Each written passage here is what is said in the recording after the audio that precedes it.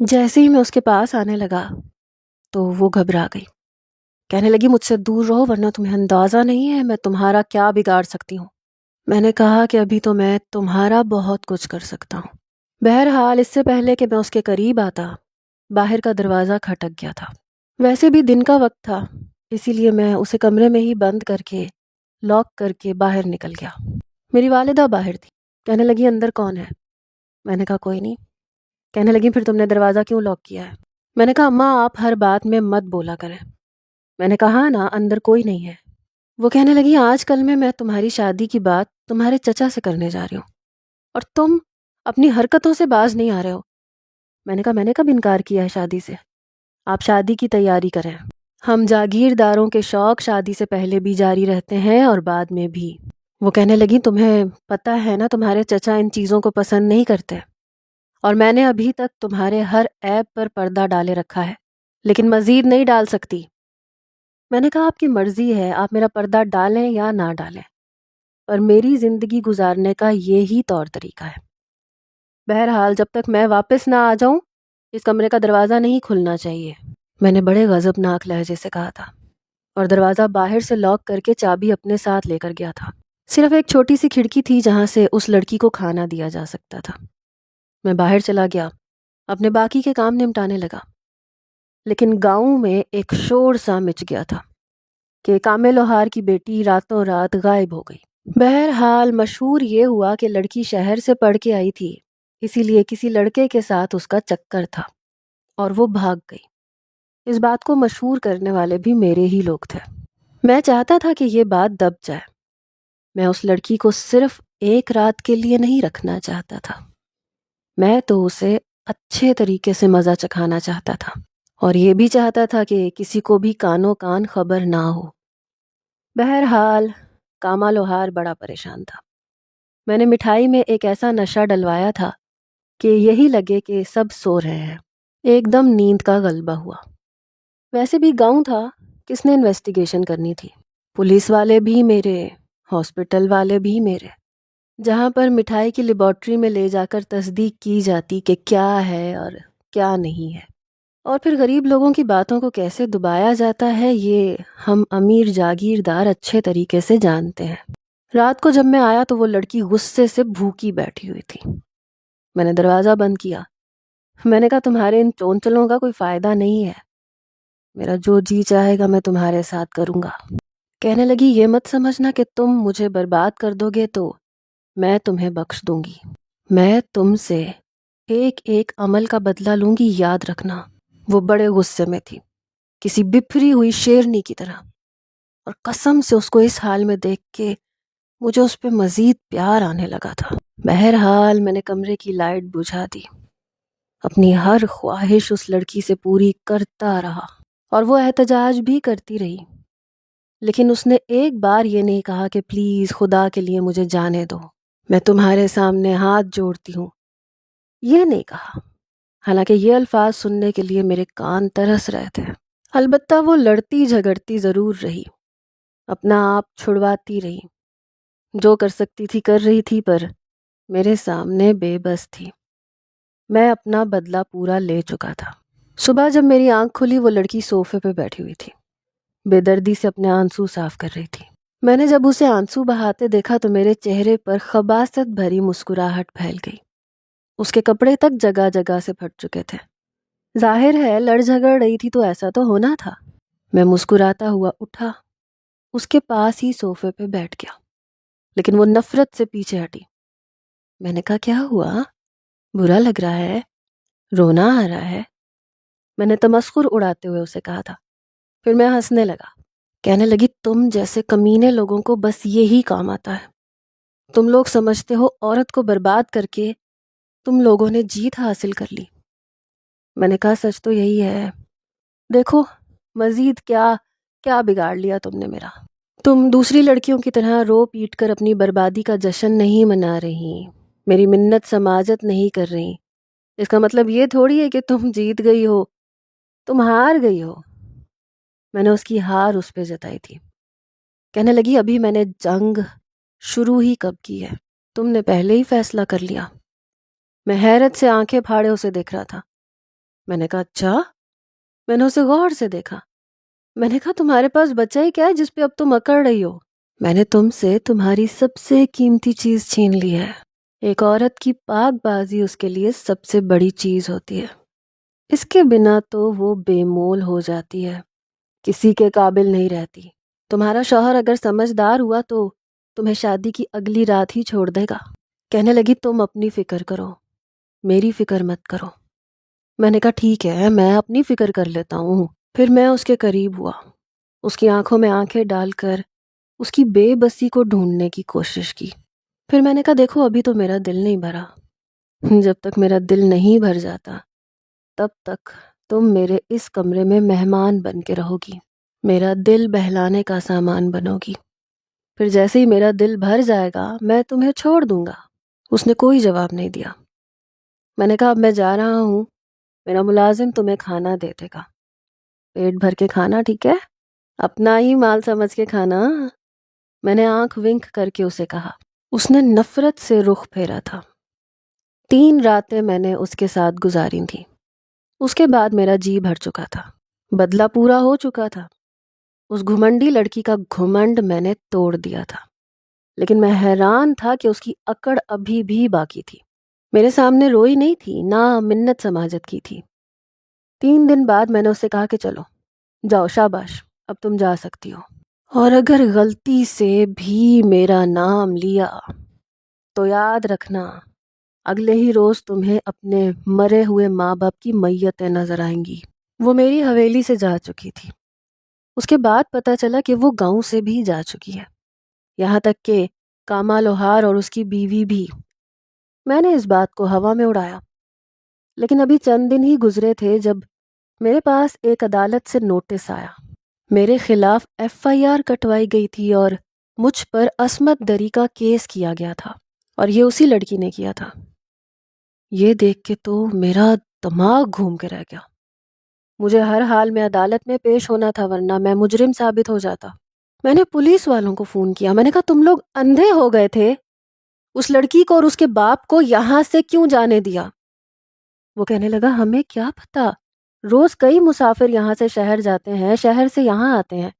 ہم ایک ایک کو تو نہیں دیکھ سکتے اور نہ ان سے وجہ پوچھ سکتے ہیں.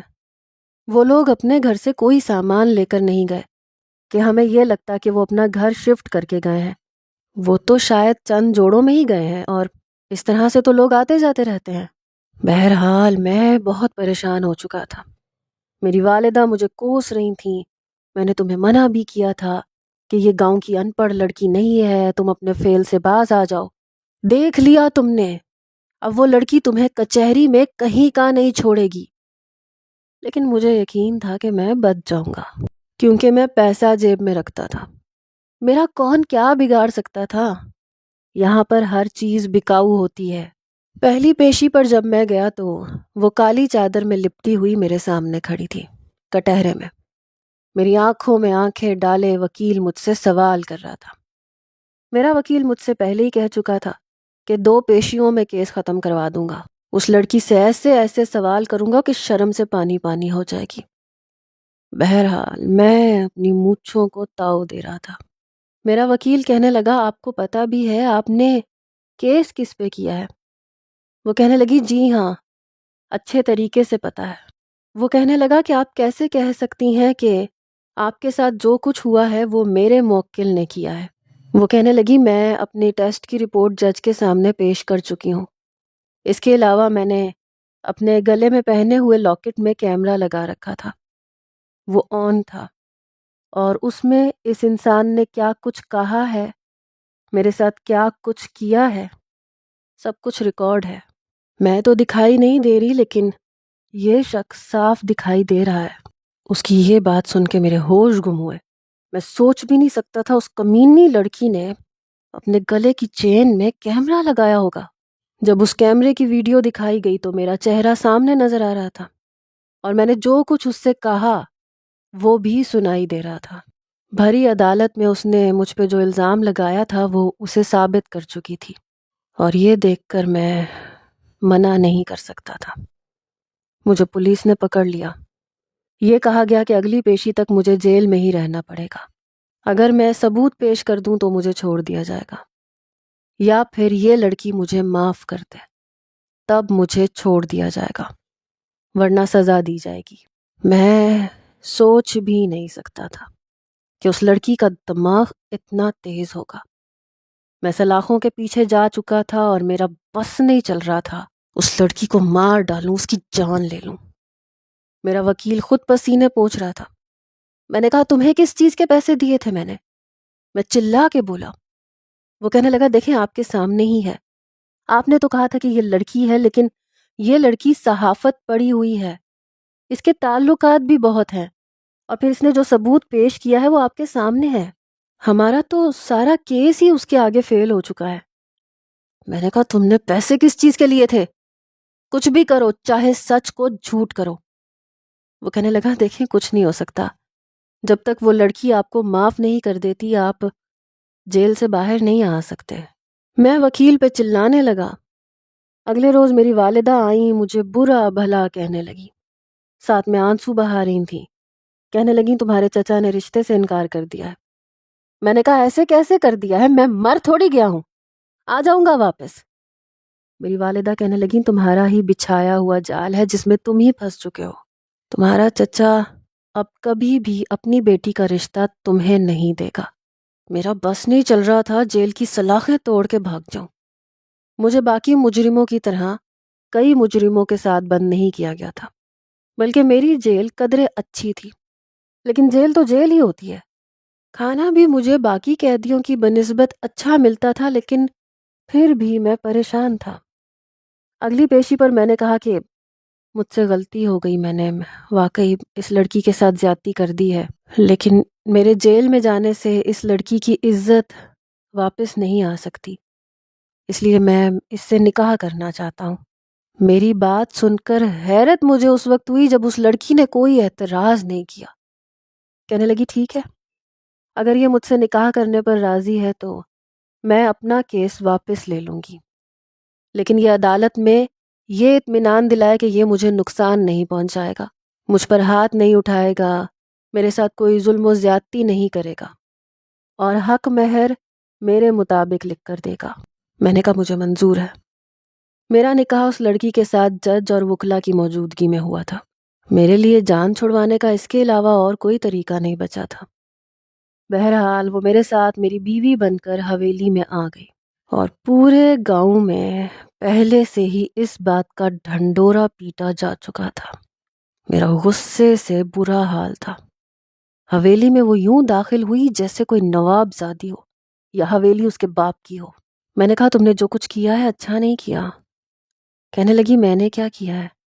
کیا تو تم نے، تم یہ قدم نہ اٹھاتے تو آج تمہارے چچا کی بیٹی تمہارے نکاح میں ہوتی اور تمہارے چچا کی ڈھیر ساری جائیداد تمہیں ملتی، لیکن میرے ساتھ تو تمہیں صرف بدنامی ہی ملی ہے۔ خیر یہ تمہاری چوائس تھی۔ پھر کہنے لگی تم کیا کہہ رہے تھے؟ تو میرا شوہر اگر پہلی رات میرا راز جان گیا تو مجھے چھوڑ دے گا۔ پھر ہنسنے لگی، کہنے لگی اب مجھے تم یہ بتاؤ کہ اگلی صبح تم مجھ سے ثبوت مانگو گے؟ پھر ہنسنے لگی۔ میں نے کہا تم یہ مت سمجھنا کہ تم اس حویلی کی مالکن بن گئی ہو۔ کہنے لگی جج کے سامنے تم نے مجھ سے نکاح کر کے یہ اعتراف کیا ہے کہ میں تمہاری بیوی ہوں، اور بیوی ہونے کے ناطے میں اس حویلی کی مالکن ہوں۔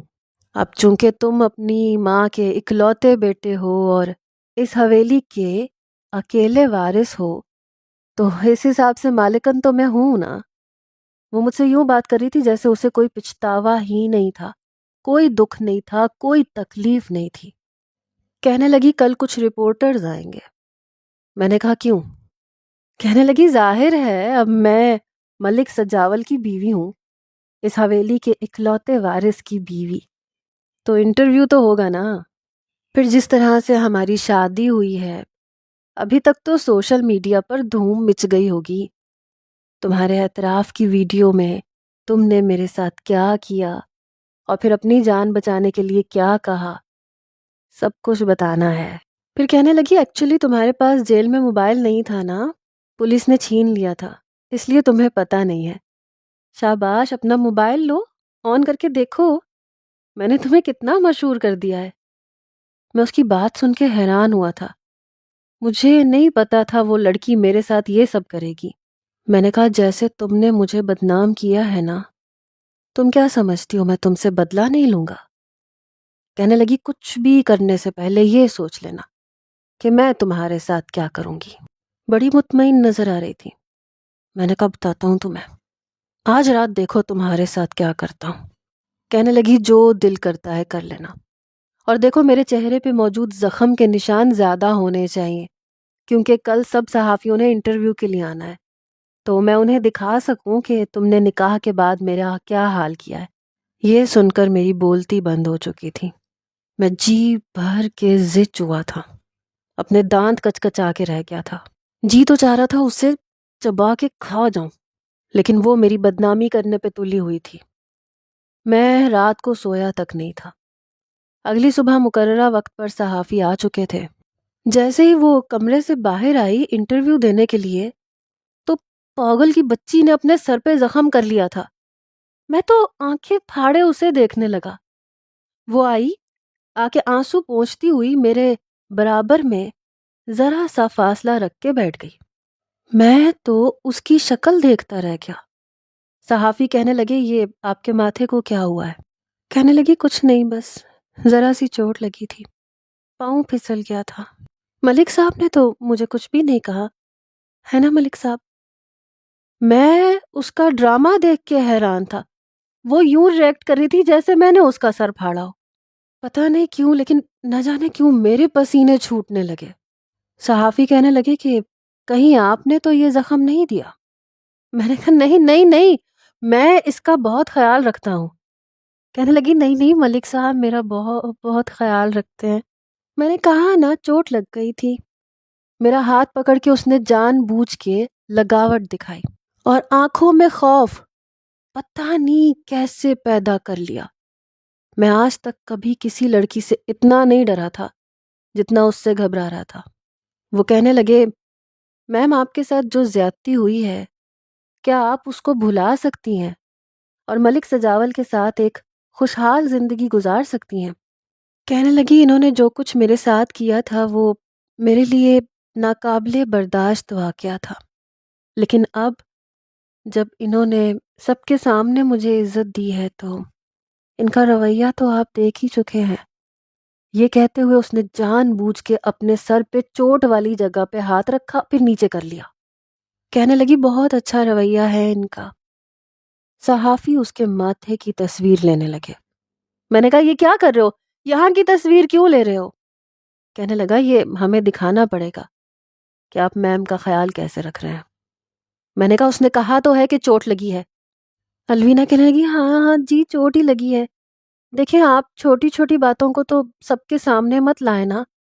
میں آپ کو ایک اور بڑی خوشخبری سنانا چاہتی ہوں، اور میری اس خبر کو آپ لوگ ضرور ہائی لائٹس کیجیے گا. صحافی کہنے لگے جی کہیں کون سی خبر؟ وہ کہنے لگی ملک صاحب نے فیصلہ کیا ہے، وہ اس گاؤں میں لڑکیوں کے لیے اسکول کھلوائیں گے اور میں اس اسکول کو چلاؤں گی تاکہ خواتین اور لڑکیوں کی تعلیم کو عام کیا جا سکے. یہ سن کے میرے ہوش اڑ گئے. میں نے حیرت سے اس کی شکل کی طرف دیکھا. الوینا کہنے لگی ملک صاحب بہت بدل گئے ہیں، انہیں اپنی اس غلطی کی اتنی پشیمانی ہوئی ہے کہ انہوں نے سوچ لیا کہ اب وہ جہالت کو اس گاؤں سے ختم کر دیں گے، اور یہاں تک کہ خواتین کے لیے ایک ادارہ بنایا جائے گا جہاں پہ خواتین آزادانہ طور پر اپنے ساتھ کی گئی زیادتی بتائیں گی، اور آپ لوگوں کی مدد سے ان کو پورا پورا انصاف دلایا جائے گا. شہر کی بڑی بڑی عدالتوں میں کیس اٹھایا جائے گا. کیوں ملک صاحب میں ٹھیک کہہ رہی ہوں نا؟ اس نے مجھے بہت بڑی مصیبت میں پھنسا دیا تھا. میں نے کہا تم ٹھیک کہہ رہی ہو. صحافی کہنے لگے یہ تو بہت اچھی بات ہے، آپ کے اندر یہ بدلاؤ تو بہت اچھا آیا ہے. پھر وہ کہنے لگی میں آپ لوگوں کو اپڈیٹ کرتی رہوں گی، آپ لوگ بھی وقتاً فوقتاً پلیز یہاں آ کے انٹرویو لیتے رہیے گا. ملک صاحب اور بھی بہت کچھ اس گاؤں کی خاطر کرنا چاہتے ہیں، اس لیے. ایک صحافی کہنے لگا کہ اس اسکول کی تعمیر کب شروع کی جائے گی؟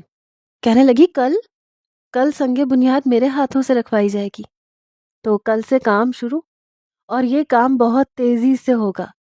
کیوں ملک صاحب؟ وہ بار بار مجھ سے پوچھ رہی تھی اور میں ٹیشو سے اپنا پسینہ پونچھ رہا تھا. مجھے سمجھ نہیں آ رہا تھا میں کیا کروں کیا نہ کروں. اس لڑکی نے تو مجھے مصیبت میں پھنسا کے رکھ دیا تھا. بہرحال میں نے ان لوگوں کے جاتے ہی الوینا کا ہاتھ پکڑا، اسے کمرے میں لے کے آیا. میں نے کہا یہ کیا کیا تم نے؟ تمہیں کس نے کہا تھا اتنی بڑی بڑی بکواس کرو؟ تمہارے باپ کی زمین ہے جس پہ تم نے اسکول بنانا ہے. اور کیوں بنانا ہے؟ تمہاری تعلیم نے ہی تمہارا بیڑا غرق کیا ہے. میں کبھی بھی تمہاری یہ خواہش پوری نہیں ہونے دوں گا. کہنے لگی سوچ لو، ابھی بھی میرے آس پاس بہت سے کیمرے موجود ہیں جو آپ کو دیکھ رہے ہیں. یہ نہ ہو کہ آپ کی اصل شکل مجھے دوبارہ سے میڈیا کو دکھانی پڑے جیسے میں نے جج کے سامنے دکھائی تھی. میں نے گھبرا کے اس کی کلائی چھوڑی. میں نے کہا اتارو اپنا سارا زیور. کہنے لگی کیوں اتاروں؟ میری اپنی حق حلال کی کمائی کے پیسوں سے بنایا ہے، میں تو نہیں اتاروں گی. میں نے کہا اتارو ورنہ میں اتاروں گا. میں نے اس کے ٹاپس اتارے، گلے میں پہنا لاکٹ اتارا، سب کچھ دراز میں رکھ دیا. کہنے لگی کل کچھ اور صحافی آئیں گے. میں نے کہا اب کیوں آئیں گے؟ کہنے لگی سنگ بنیاد رکھنا ہے میں نے. ظاہر سی بات ہے، پتہ بھی تو چلنا چاہیے نا کہ ملک سجاول کی بیوی نے گاؤں میں اسکول کی بنیاد رکھی ہے. آپ ہی کی عزت ہے، اگر آپ نہیں رکھیں گے تو آپ کی مرضی. بہرحال آپ نے جو کرنا ہے آپ اچھے طریقے سے سوچ لیں. میں تو کافی تھک گئی ہوں، میں آرام کروں گی. یہ کہہ کے اس نے تکیہ درست کیا. مجھے نہیں پتا تھا وہ لڑکی میرے لیے اتنی بڑی مصیبت بن جائے گی. یہ بات جب میں نے اپنی ماں سے کہی تو وہ مجھ پہ بھڑک اٹھی. کہنے لگی تم پاگل ہو گئے تھے، تمہیں اس لڑکی سے شادی کرنی ہی نہیں چاہیے تھی. میں نے کہا تو کیا کرتا؟ جیل میں چکی پیستا. کہنے لگی ایک تو اتنا اچھا خاندانی رشتہ ہاتھ سے چلا گیا، اوپر سے یہ ٹائم آ گیا ہمیں برباد کرنے کے لیے. سجاول اسے طلاق دے دو. میں نے کہا اماں آپ نے کیا سمجھ رکھا ہے؟ طلاق دینا اتنا آسان نہیں ہے. کہنے لگی کیوں آسان نہیں ہے؟ میں نے کہا اس کمینی نے 5 کروڑ روپے لکھوایا ہے اپنی سیکیورٹی کے لیے کہ کہیں میں اسے نقصان نہ پہنچا دوں، اس سے بدلہ لینے کی کوشش نہ کروں. اب اگر میں نے طلاق دی تو اتنے پیسے دے کے میں اپنا دیوالیہ نہیں نکلوا سکتا. آپ جانتی ہیں یہ حویلی خاندانی حویلی ہے. آج میں نے اسے بیچنے کی بات کی تو کل چچا اپنا حصہ لینے کے لیے پہنچ جائیں گے، تینوں پھپھوئیں بھی آ جائیں گی. پھر ہمارے ہاتھ کیا آئے گا؟ اور جو زمینیں ہیں وہ آپ کو پتہ ہے کہ سب کی سب ہم نے قبضے میں لی ہوئی ہیں. کسانوں سے تھوڑے پیسے لے کے اپنے نام کروائی ہیں، لیکن یہ پراپر نام نہیں ہوئی. کچے کاغذوں پہ ہم نے سائن کرائے ہیں، پکے کاغذات نہیں بنے ہوئے. کچھ بھی ہو سکتا ہے. میں بے حد پریشان ہوں. میں بہت زیادہ پریشان تھا. میری والدہ کہنے لگیں تو کیا اب اسکول بنواؤ گے؟ میں نے کہا بنوانا پڑے گا، مجبوری ہے. میری ماں کہنے لگی سارا پیسہ اسی پہ برباد کر دو گے تمہارے پاس کوئی جدی پشتی اربوں کی جائیداد نہیں ہے کہ تم لٹاتے پھرو. میں نے کہا میں سوچ رہا ہوں چھوٹا سا اسکول تعمیر کروا دیتا ہوں تاکہ میری بات بھی رہ جائے اور گاؤں والے بھی خوش ہو جائیں گے. وہ کہنے لگی چلو ٹھیک ہے، لیکن دیکھو زیادہ پیسے برباد مت کرنا. مجھے اگلے روز گرلز اسکول کی بنیاد الوینا کے ہاتھ سے رکھوانی پڑی. بہت جلدی وہ اسکول تعمیر ہو گیا. بہت بڑی جگہ پہ نہیں تھا، لیکن گاؤں والے بہت خوش تھے. اب وہ اسکول میں باقاعدہ پڑھاتی بھی تھی اور اس نے شہر سے بہت سے ٹیچرز بھی بلائے تھے کیونکہ بچیوں کو تعلیم دے رہی تھی. گاؤں کے لڑکے تو شہر جا کے پڑھ لیتے تھے لیکن بچیاں نہیں پڑھنے جا سکتی تھیں. بہرحال میں نے سوچا چلو اب یہ اس اسکول میں دھیان رکھے گی، میں اپنا کام کرتا رہوں گا. لیکن ایسا نہیں تھا. اس نے اس کے بعد گاؤں میں ایک چھوٹا سا ہاسپٹل بنوایا. میں اس کی ان حرکتوں سے تنگ آ چکا تھا. جب بھی اس کے قریب جانے لگتا تھا تو ڈرانے لگتی تھی کہ اگر میرے پاس آئے تو میں اپنے آپ کو زخمی کر لوں گی، پھر میڈیا میں بتا دوں گی، سب کو اکٹھا کر لوں گی. میں نہ تو 3 میں تھا نہ 13 میں. یہ لڑکی میرے گلے میں ہڈی بن کے پھنس گئی تھی جسے نہ اگلا جا سکتا ہے نہ نگلا جا سکتا ہے. نہ بیوی بن کے رہ رہی تھی نہ مجھے منمانی کرنے دے رہی تھی. ایسا لگتا تھا جیسے میں اس کا غلام ہوں اور وہ مہارانی ہے. ایک بار میں نے گاؤں کی ایک لڑکی کو دیکھا، میرا اس پہ دل آ گیا. میں نے اس لڑکی کو جیسے ہی اپنے حجرے کی زینت بنانے کی کوشش کی، اس کے ساتھ زبردستی کرنے لگا تو میرا دروازہ زور سے پیٹا گیا۔ میں نے پوچھا کون ہے؟ تو وہی تھی، الوینا۔ کہنے لگی دروازہ کھولو۔ میں نے کہا کیا تکلیف ہے تمہیں؟ کہنے لگی دروازہ کھول رہے ہو یا پھر میں توڑ دوں؟ میں نے دروازہ کھولا، پیچھے وہ لڑکی کھڑی رو رہی تھی۔ الوینا نے مجھے پیچھے کیا، وہ لڑکی اس کے پاس آ کے اس کے گلے لگ گئی۔ وہ کہنے لگی جاؤ اپنے گھر۔ مجھے بڑا غصہ آیا۔ میں نے کہا تم ہوتی کون ہو اسے بھیجنے والی؟ کہنے لگی تم اس طرح کی حرکتیں نہیں چھوڑو گے تو یاد رکھنا میں اس کمرے میں بھی خفیہ کیمرے لگوا چکی ہوں، میں تمہارے سارے کرتوت دکھا دوں گی۔ پتہ نہیں یہ کیا لڑکی تھی، کہاں کہاں کیمرے چھپا رکھے تھے اس نے۔ میں نے کہا کوئی کمرہ چھوڑا بھی ہے تم نے؟ کہنے لگی نہیں، پوری حویلی میں جگہ جگہ سب کچھ لگا ہوا ہے، کچھ بھی سیف نہیں ہے۔ میں نے کہا پھر میں کہاں جاؤں؟ نہ تم مجھے اپنے پاس آنے دیتی ہو، نہ مجھے کسی اور لڑکی کے ساتھ کچھ کرنے دیتی ہو۔ کہنے لگی تمہارا مسئلہ ہے، یہ کہہ کے واپس اپنے کمرے میں چلی گئی اور میں سن ہو کے رہ گیا تھا۔ پھر میں نے سوچا کہ شہر جاؤں گا تو کسی نہ کسی لڑکی کو شہر کے فلیٹ میں بلا کے اپنی خواہشات پوری کر لوں گا، لیکن میں نہیں جانتا تھا جیسے ہی میں شہر کے لیے نکلوں گا وہ بھی میرے ساتھ بیٹھ جائے گی۔ میں نے کہا تم کیوں بیٹھی ہو؟ کہنے لگی جہاں شوہر وہاں بیوی، جہاں آپ جائیں گے وہاں میں جاؤں گی۔ میں نے کہا یار تم میرے لیے عذاب کیوں بن رہی ہو؟ تم گاؤں میں رہو، چلاؤ اپنی حکومت یہاں پہ، میں شہر میں اپنے کام کروں گا یا تمہیں سنبھالوں گا؟ کہنے لگی میں اپنے آپ کو خود سنبھال سکتی ہوں، میں فلیٹ میں رہ لوں گی، آپ اپنے کام کرتے رہنا، پھر اکٹھے واپس آ جائیں گے۔ دیکھو اب جہاں بھی جانا ہے آپ کو میرے ساتھ جانا پڑے گا کیونکہ میں آپ کی بیوی ہوں۔ میں اسے شہر لے آیا، جو میں سوچ کے آیا تھا وہ کام اب فلیٹ میں تو ہونے سے رہا۔ میں نے سوچا چلو ہوٹل کس لیے بنائے گئے ہیں، میں نے اسے فلیٹ میں چھوڑا، خود اپنے کام نمٹانے لگا۔ رات کو میں نے کہا کہ یہاں پر میری بہت ضروری میٹنگ چل رہی ہے، میں نہیں آ سکتا۔ کہنے لگی اچھا ٹھیک ہے کوئی بات نہیں۔ میں نے شکر کا سانس لیا، میں نے ہوٹل میں کمرہ بک کرایا، ایک غضب کی کال گرل کو بلایا۔ کمرے میں آیا تو بڑا خوابناک ماحول تھا، نائٹ بلب جل رہا تھا، اس نے کالے رنگ کی ساڑی پہن رکھی تھی۔ اسے دیکھ کے میں بے قابو ہونے لگا۔ جیسے ہی میں اپنی بےتابی اس میں نچھاور کر رہا تھا دروازہ کھٹک گیا۔ حالانکہ باہر میں نے ڈونٹ ڈسٹرب می کا بورڈ لگا رکھا تھا، لیکن پھر بھی میں نے کہا کون ہے، کسے تکلیف ہے؟